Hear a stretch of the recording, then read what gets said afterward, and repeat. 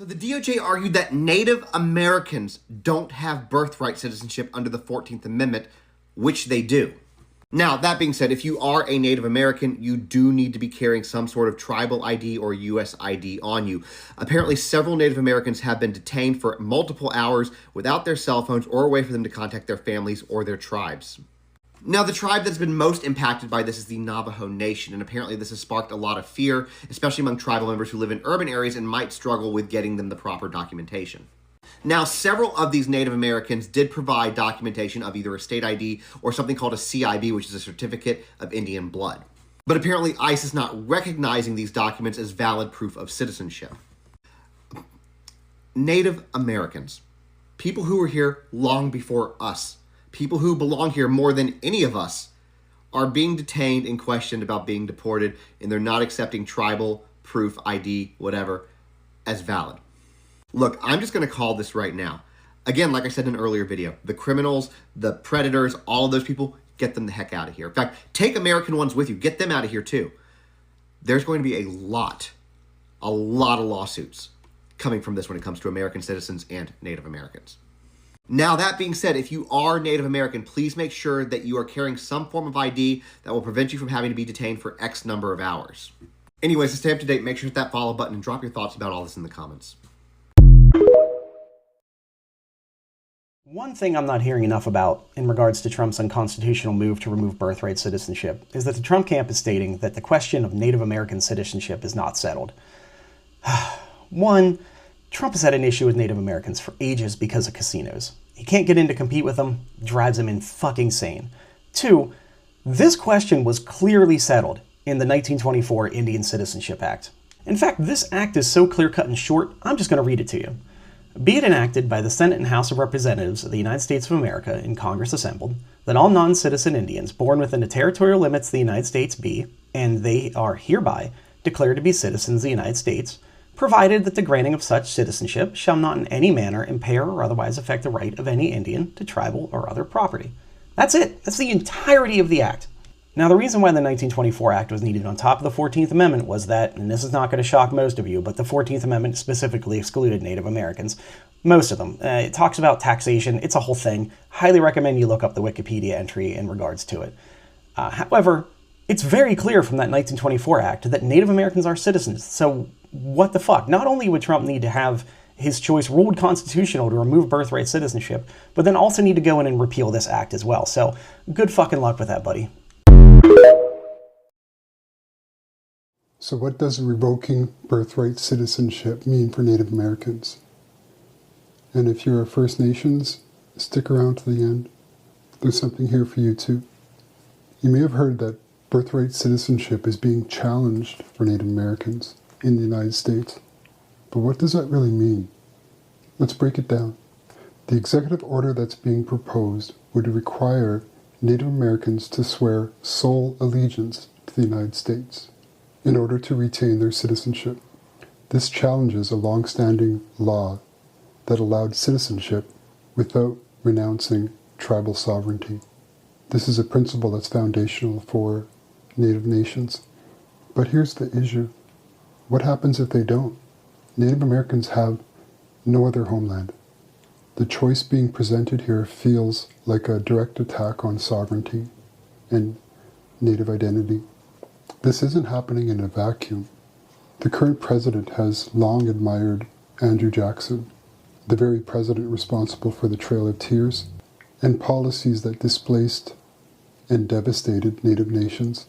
And now history feels like it's repeating itself. So what can you do? Well, stay informed. Talk to your tribal leadership. Educate yourself and your communities on the challenges that are coming ahead.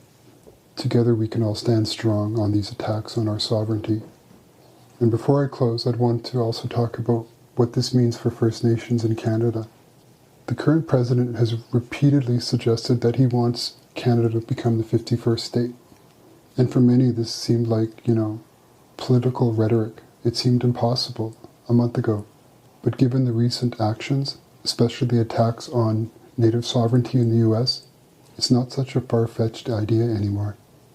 If such a scenario were to unfold in Canada, what would that mean for our sovereignty?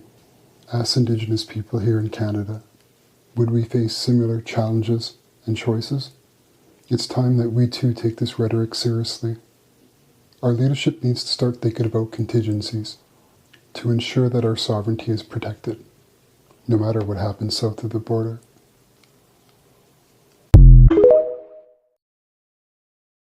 This person's demonstrating their ignorance here.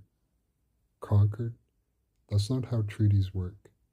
If the US had conquered Indigenous nations, there would be no need for 500 plus legally binding treaties that the US is still trying to break today. You don't negotiate with people you've defeated. You negotiate with people who still hold power. Indigenous nations were never fully defeated, which is why the US and Canada still recognize and try to undermine our sovereignty to this day.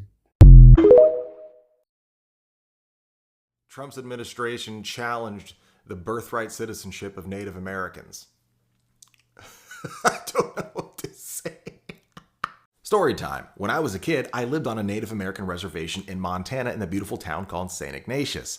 Now, one thing I learned in Native American Studies class was this cute little thing called the Indian Citizenship Act of 1924, and where the U.S. government literally gave citizenship to Indigenous peoples and Native Americans, citing them as U.S. citizens. But then I went to history class because I was a good student, and I learned that the 14th Amendment just plain out says anybody born on U.S. soil is considered a U.S. citizen, except in the case of those outside the jurisdiction of the federal government, meaning if you were of a different tribe that was of sovereignty, then you did not qualify as a U.S. citizen because you did not have to answer or have jurisdiction under the U.S. federal government. So my question for everybody in the back is, if Native Americans aren't American, who the fuck is?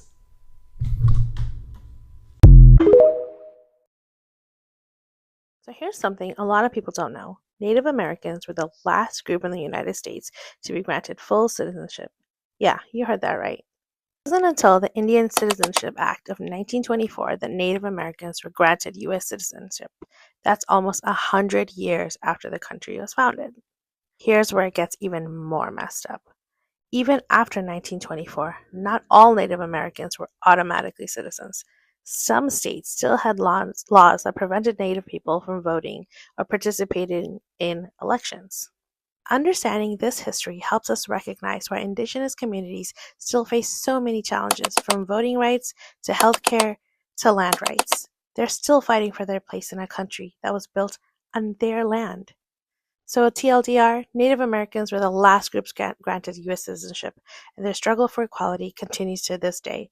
Let's not forget this part of history. Like and follow for more, and let's keep these conversations going. How bad do you have to screw up to lose your U.S. citizenship? People ask this when I mention that about 107 people have screwed up this bad. It's really hard to do because following the Civil War, we made it that way in order to keep the U.S. Supreme Court from depriving people's rights. You see, congressmen from the North passed 3 constitutional amendments, the 13th, 14th, and 15th Amendment. The 13th famously gave freed slaves the rights of citizenship. But the North feared that state governments and the U.S. Supreme Court would deprive them of those rights. And those fears were justified. There was a lot of state-sponsored violence against African Americans. Jim Crow came into existence, and this was one of the sad points in the United States history when the U.S. Supreme Court was not a friend of freedom, was not a friend of equality, was not a friend of social liberties. It was feared that the Supreme Court would do all it could in order to limit the rights of these newly freed slaves. So a group of Northern congressmen calling themselves the Radical Republicans, who were fighting for social justice and freedom following the Civil War, built into the 14th Amendment this concept of citizenship and limitations on the federal government's right to take away a person's citizenship. And that's why the 14th Amendment exists. It says that the state governments and the federal governments cannot impinge upon the liberties of American citizens without due process or providing equal protection under the law. It defines citizenship in 2 ways. First, people that are born into citizenship. They lived in the United States when they were born. and people who became naturalized may have lived in another country, but through compliance with the United States laws became citizens of the United States. But there was an important limit on people born in the United States. It said that they had to be subject to the jurisdiction of the United States. And that was important because they knew they wanted to provide rights to African Americans, but not to Native Americans. See, Native Americans may have been within the United States when they were born, but because they were considered a separate sovereignty, they weren't subject to the jurisdiction of the United States, and therefore were not included as U.S. citizens. This was a compromise, because in order to get the votes to protect African Americans, they needed to persuade people that didn't want to protect Native Americans. It would be decades until an act of Congress finally extended citizenship to all indigenous Native Americans. So if the Constitution protects the rights of citizens, both born and naturalized, how do you strip somebody of their citizenship? It's really hard. What they do is they do kind of a legal fiction. You can renounce your citizenship. You can go into an embassy if you're in another country and renounce it. Or within the United States, you can go to Department of Homeland Security and renounce it. That's easy. I mean, you do it. But they've created the legal fiction that there are other acts that you can do that have the effect of renouncing it, even though you don't actually renounce it. If you do one of the things on that small list, they say that you effectively, implicitly renounced your citizenship, and therefore you voluntarily given up your citizenship. They didn't deprive it of you, even though they deprive you of it. So what are the things you can do? Well, first, you can become a naturalized citizen some other country. I'm not talking dual citizenship. I'm talking about adverse citizenship. You become a citizen of another country in adversity to the United States. You take an oath of allegiance to another country. You enter the armed services and fight against the United States in hostilities, or you become an officer in another country's army. That can be either a non-commissioned officer or a commissioned officer. Or you become an employee of another country, and as part of that employment, you're required to take an oath to support that other country, just like we require public officials to take oaths to support the Constitution. Or, and this is the interesting one, you commit an act of treason against the United States or come into armed rebellion against them, which is really interesting because a lot of people justify the Second Amendment as the right to keep arms in order to take them up against the United States. If you actually do that, your citizenship can be revoked. Now, those things can apply to somebody who's both a naturalized citizen or was born a citizen. But if you're a naturalized citizen, you can also mess up in another way. For a period of time of about 5 years after you become a naturalized citizen, they can retroactively go back and undo your naturalization, basically saying that they never should have given it to you in the first place. That can happen if you're a terrorist. And so some of the people who have lost their citizenship, it's because they were linked with Al-Qaeda. Or if you were a war criminal, it was used to strip citizenship from a lot of Nazis and people involved in war crimes in Bosnia. If it turns out you were a sex offender. And the last category is fraud during the naturalization process. So suppose you came to the United States and you got citizenship based upon a claim of amnesty, and you lied in order to get that amnesty. And that's what you need to do in order to screw up so bad you lose your U.S. citizenship. Hey there, everybody. So Donald Trump's been president now for a little over 72 hours. He's issued well over 100 executive orders. One of the biggest ones that have come out of that stack is an executive order to end birthright citizenship. Now, birthright citizenship, as we all know, is granted in the Constitution under the 14th Amendment that was passed in 1868.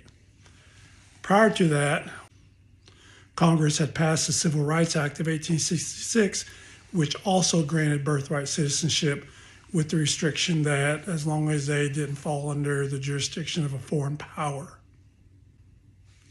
So why are we even talking about this? Well, as everyone knows, or may not know, a federal judge blocked Donald Trump's birthright citizenship executive order and has put it on a temporary hold, saying that it is blatantly unconstitutional, amongst a myriad of other reasons. Also during this time, 22 states so far, probably primarily blue states, have all filed suit against the Trump administration in regards to his executive order to end birthright citizenship. So out of that, Donald Trump's attorneys, the good old boys from the Department of Justice, have filed their pleadings, and a lot of their argument is based upon the language that goes back to the Civil Rights Act of 1866 and also the 14th Amendment. And in there, part of their argument is where they tie in the fact that Native Americans were not considered citizens under the Civil Rights Act of 1866 or under the 14th Amendment because of the language that says something along the lines of subject to the jurisdiction of. Now, you go forward a few more years to 1884, and there was a case styled Elk v. Wilkins, in which a Native American man by the name of John Elk was denied the right to vote. He filed suit claiming that he was a citizen based upon the 14th Amendment.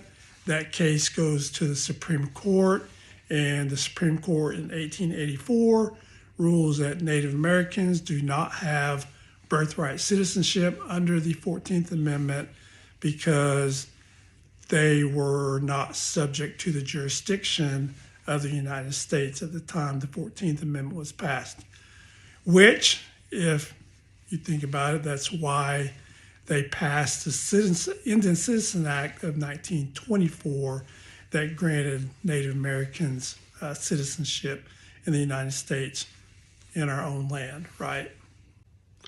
Now, what makes all this so difficult to explain in a clear, concise explanation is because when it comes to Indians and the Indian policy and the treatment of Native Americans in this country, there has never been a bright line rule or law when it comes to Indian law cases. It's always based upon the whim of Congress. It's always based upon the whim of the justices that are in the Supreme Court at the time, because more often than not, instead of them coming up with bright line rules like they do in every other areas of law, when it comes to Indian law cases, it's based upon the outcome or the decision that they want to have versus the decision or outcome that they should make based upon what is actually right and what has been decided previously. An example I can give you is the Bracker balancing test or the Montana rule. All those are there for the mere purpose of making it harder for Native American tribes to enforce and have their treaty rights enforced, to actually win cases. They're there to limit us. And I said this in another TikTok that I made, but when I was in law school, I hated federal Indian law. I hated it because everything that you learn about federal Indian law, you learn that is there to limit and restrict Indians and Indian tribes. It's not there to help us. It's not there for the good of Indian people. Even some of the so-called cases and statutes that are supposedly favorable to Native Americans, they're basically there to restrict us. In the Self-Determination Act, one would think that that's a good law because it gave Native American tribes the right to self-determine themselves and to guide themselves in the direction that they want, that they deem fit. But it's under the guise of having to ask the Bureau of Indian Affairs and the Indian Health Service for our allocation for our money so that we can operate our tribal governments. So is that real self-determination when an Indian tribe is having to go to the BIA or to the Indian Health Service and show them that we're worthy to be allocated these funds that are set aside for us? Not really.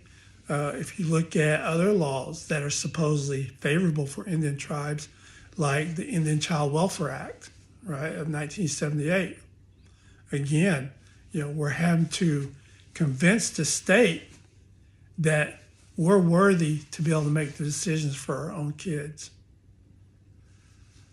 The Indian Gaming Regulatory Act, another bone that was thrown at us from Congress, that basically says that if we want to engage in Class 3 gaming, that we must enter into a compact with the state that we reside in, right?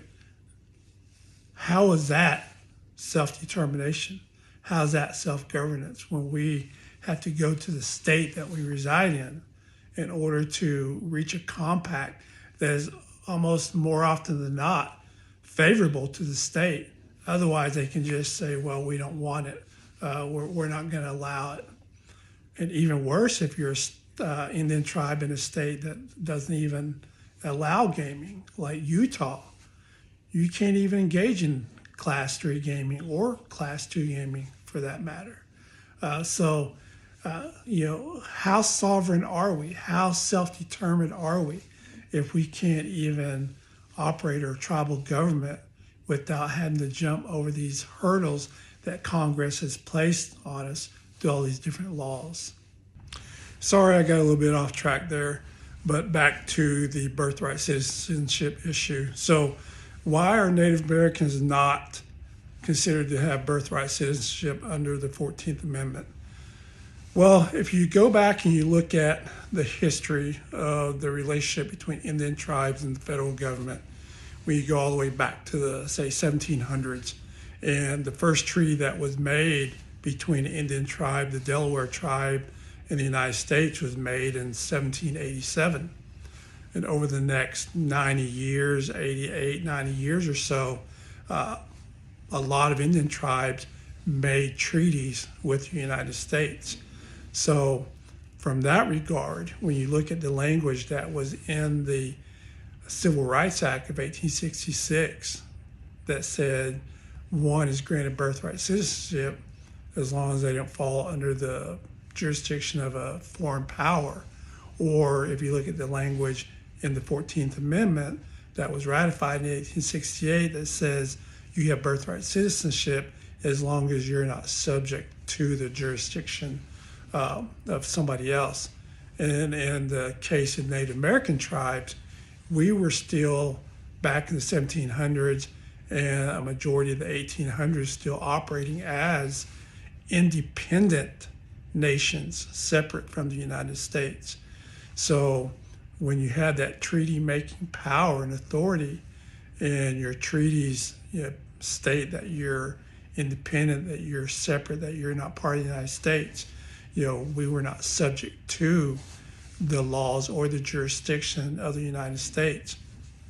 Even when you go to 1830, right, or 1831, in the Marshall Trilogy case, Cherokee Nation versus Georgia, where Justice Marshall, in his famous ruling, opined that Native Americans are not independent, they're not foreign, they're not a foreign nation, nor are they a state.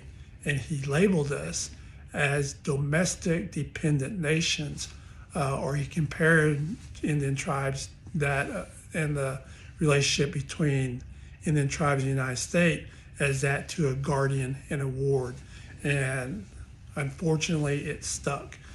However, even past that point of 1830, Indian tribes were still making treaties with the United States. Cheyenne Arapaho tribes, my own tribe, Treaty of 1851, Treaty of 1861, Treaty of 1865, Medicine's Lodge Treaty of 1867. The last treaty that was made between an Indian tribe and the United States was in 1868, the Fort Laramie Treaty.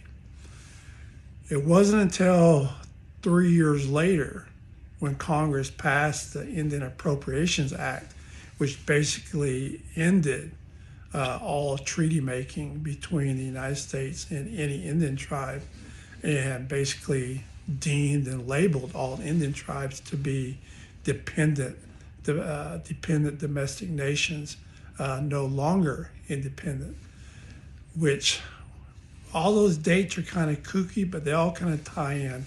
But the Indian Appropriations Act of 1871, which ended the treaty-making authority between the United States and Indian tribes, occurred 3 years after the 14th Amendment, 5 years after the Civil Rights Act of 1866.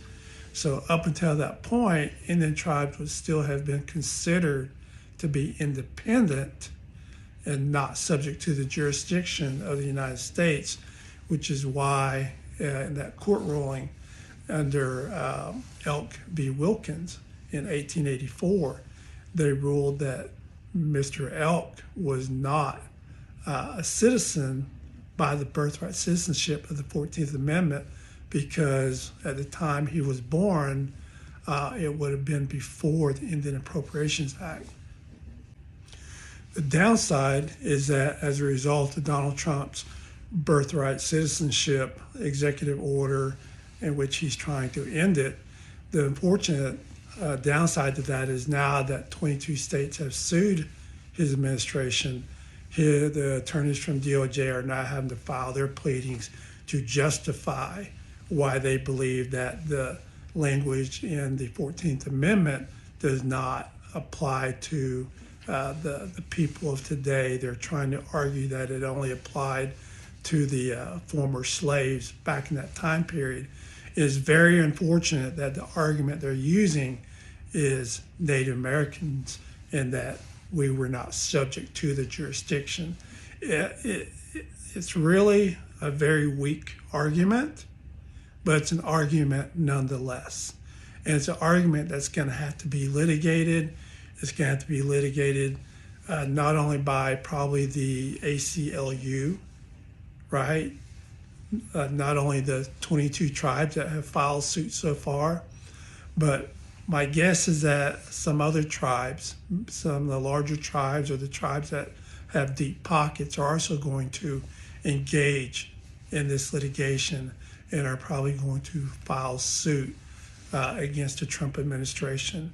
It wouldn't even surprise me if the Native American Rights Fund files suit against the Trump administration. And what they typically do in large class action cases like that is they'll ask Indian tribes to sign on or to write an amicus brief on behalf of their brief that they're going to file. So where does that leave us at today? Does that mean that Indian tribes and its citizens can no longer hold dual citizenship in their own tribe and the United States? I don't believe that is the case. I don't believe that the executive order is going to stand up in court. I think the plain language of the 14th Amendment as it applies is going to be able to withstand the Trump administration. I truly do. I also believe that the decades, over 100 years of Indian law cases that have come and gone since that time are also going to be able to withstand the Trump administration. The fact that the Indian Citizenship Act granted Native Americans citizenship in this country is not going to take away our ability to also have dual citizenship in our own tribes, simultaneously having citizenship in the United States. That being said, Indian tribes can certainly not sit back and hope for the best. We have to be proactive. We have to be vigilant. As I said in another TikTok that I had made on another topic, Indian tribes are used to fighting. We're warriors. We were here before the United States was the United States. We were here before they came over from Europe. We're going to be here long after. But that means that we always have to continue to fight and stay vigilant, fight for our rights, fight for our people, fight for our existence, because that's who we are as Indian people. We're used to it. We're not going to stop. We're not going to sit back and hope that somebody else fights his battle for us. We're going to fight our own battles. We're going to be a part of this battle going forward, and we will fight that battle for the next 4 years.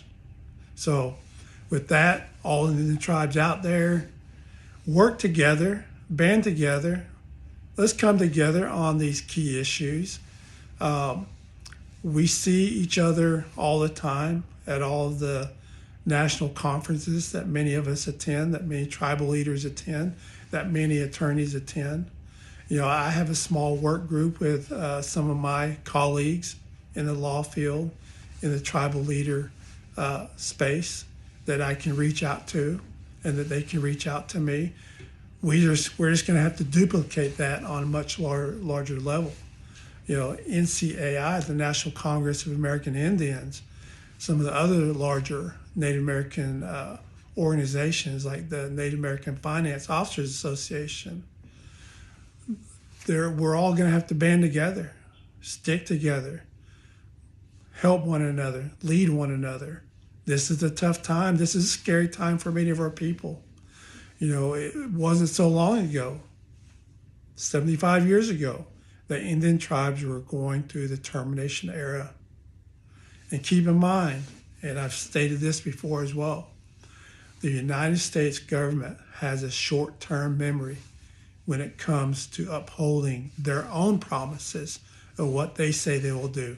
They expect everybody else to uphold their promises made to them, but they don't mind breaking them on a whim. And they have a short-term memory when it comes to upholding their end of a bargain on anything.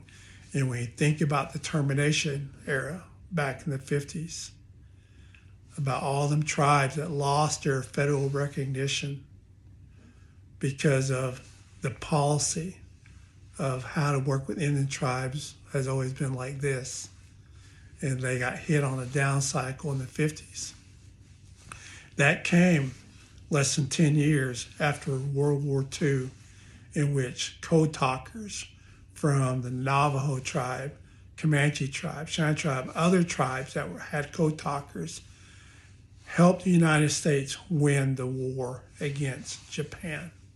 Had it not been for the code talkers, the Native American tribes, the only codes that the Japanese were not able to break, the United States would have lost World War II. But it wasn't even 10 years later that the policy had shifted again from the Indian Reorganization Act era to the termination era, because the United States government has a very short-term memory when it comes to upholding their bargain. And it's up to us as tribal leaders and attorneys and advocates and anybody else that cares about our people to fight on our behalf. I'll see everybody out there. Let's fight the good fight. Aho.